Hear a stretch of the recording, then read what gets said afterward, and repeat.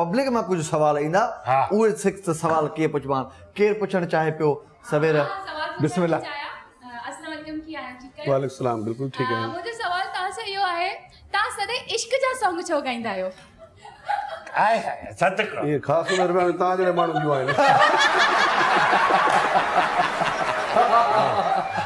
त मुमताज़ मुलाई साहब असां सां गॾु वेठल आहिनि मूं सोचियो कि मां बि हिकिड़ो सवाल करे ई वठां भला त मुमताज़ मुलाई साहब तव्हां माशाल्लाह एतिरी सुठी शाइरी कंदा आहियो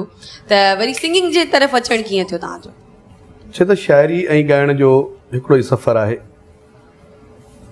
ही मुंहिंजो हिकिड़ो शौक़ु हुयो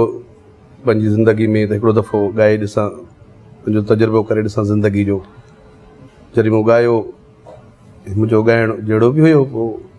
पसंदि अची वियो माशाल्लाह वाह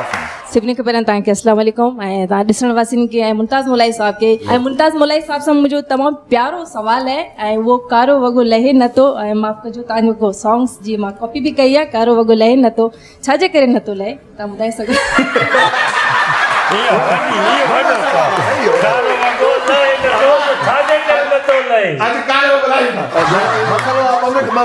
हे कारो वॻो इन करे नथो लॻे जो कारो वॻो पाइण खां अॻु में जिते रखियो अथव उते एल्फी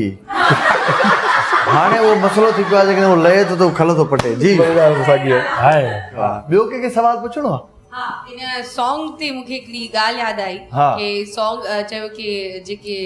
ॾुखायल आशिक हूंदा आहिनि उन्हनि जे लाइ इहो सॉन्ग आहे त मां पुछणु चाहींदसि कि छा तव्हांखे बि चोट लॻी आहे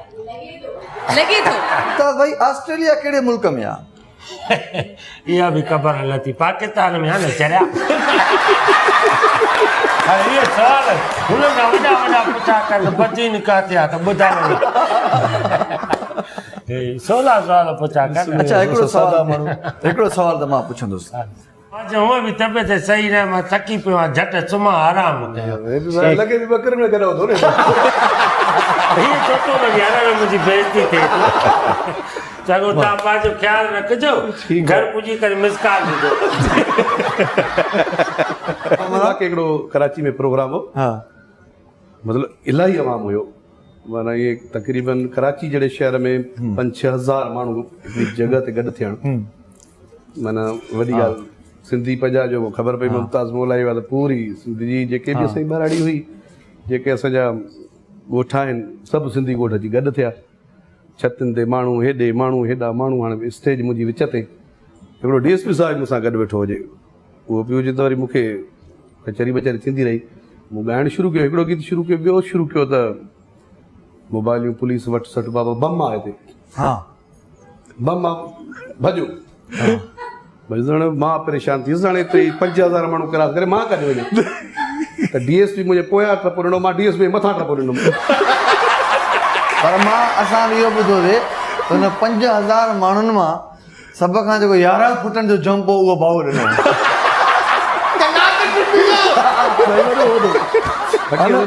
दिलर घणा हूंदा न